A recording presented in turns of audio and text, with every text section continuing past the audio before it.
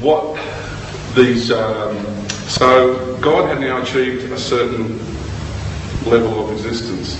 I've created now on one hand the embodiment which best held the charge of the white light knowledge, and on the other side of the ledger the embodiment which best held the charge of the white light of conditional love. Now it's time to unite these two together, and with the unification of that, bringing these two parties together, because they are two embodiments that were at the opposite ends of the spectrum, total other ends, opposite ends of polarity, extreme ends. So by bringing those two together, it began with a war, which was known as the Orion Wars, and they raged for over 1 million years. It was really horrible, painful time, but it was a process we were required to go through. And Sirius was, because it had such a high energy of balance and the mother energy, it started attracting to it as a star nation highly evolved spiritual beings. Doesn't matter what race they came from, just they were attracted to that place. The energies felt really comfortable for them to be there. A lot of lion beings live in Sirius.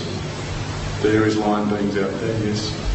What was going on was the two tribes came together and they had the wars, and then the energy of Sirius started attracting these highly spiritually evolved beings.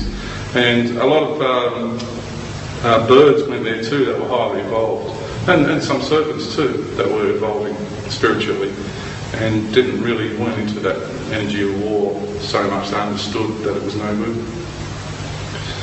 And what happened was Sirius then started favouring the birds, the conditional love side of life, for a very short time. And Orion went to war, the three serpent queens, under the guidance of the three serpent queens of Orion, went to war against the two bird tribes of Sirius and Pleiades. And it was a very difficult time. You see, the serpents mastered physicality, they knew technology, and they had all the hardware. They were the masters of physicality, and you've got to give them respect where it's due. And so they said to us, they got to the point in the war, they said, you either, to us as Sirius, either surrender or we'll annihilate you. That's where it got to.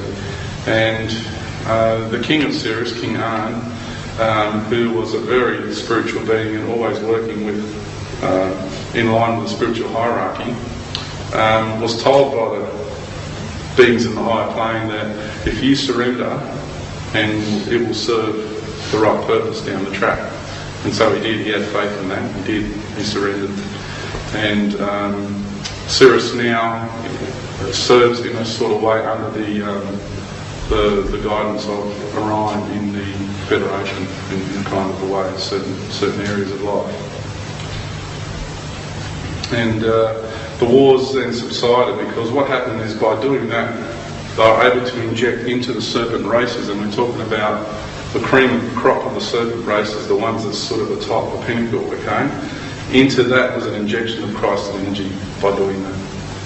It was a very, sometimes folks, in order to win a war, the whole war, the ultimate war, you've got to lose a battle. That's the idea. Okay? You've got to let go of the ego, and sometimes you've just got to lose a battle in the long run to win the main war. Okay?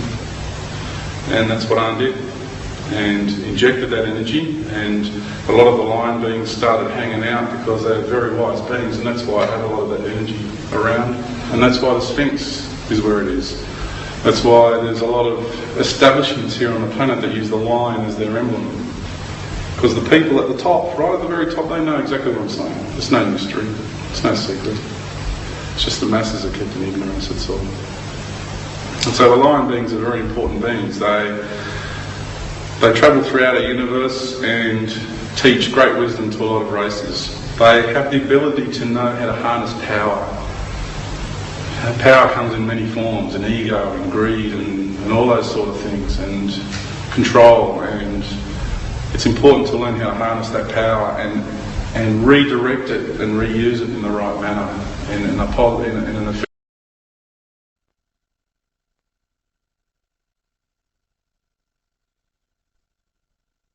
There was a particular being known as the Winged Dragon of Ra. This guy was the leader of the armed forces of Orion, and still is. He's the son of one of the queens of Orion, and was appointed that job and was really good at it, boy. He then started hanging out, after Cyrus surrendered, started hanging out with line beings from Cyrus, because he was a power man and they were power beings, and they kind of started hanging out together. And then through a period of time, his relationship with these beings, they taught him great wisdom and said, hey, you know, what do you think it's like to be on the receiving end of your policies, of your decision making? You know, what you term as peace is really control, like I read to you that philosophy before. And it's the same mindset, it's no different, right? And they taught him that you're out there imposing your grand force. We're talking about huge armadas of planetary-sized ships and everything, which just overwhelmed everybody, and saying that they must live under your rules and your regulations, and that's what you deem as peace. You might have peace for a little while, but eventually those people are going to rebel, because they can only put up with that suppression for so long. Okay, it's not freedom, it's just control. And he learned that through them, and he started turning back towards the Creator, and he was, I must say now, he is one of the most important beings in all of creation, and soon on this planet he will be honoured for the being that he is. So will this guy, Lucifer. Okay, we've got to get out of this one-eyed perspective that there's only one good side. Alright, you can understand that these beings will be honoured for the roles that they've played soon on this planet. Now, he turned around and said to the queens one day, when they wanted him to attack a star nation, he said, no, I'm not going to do it. And they just went crazy, you know, how dare you? Because, you know, they're used to, you know, you do what we'll say. And their philosophies their cultural philosophies were, we were here first, we will step on the bird tribes and all these humans, on these beings of light. We were here first, we own this place, we have the right to do whatever we want with them. We will step on them and do whatever we want with them, that is our God-given right. Okay? Or their term of God. Okay?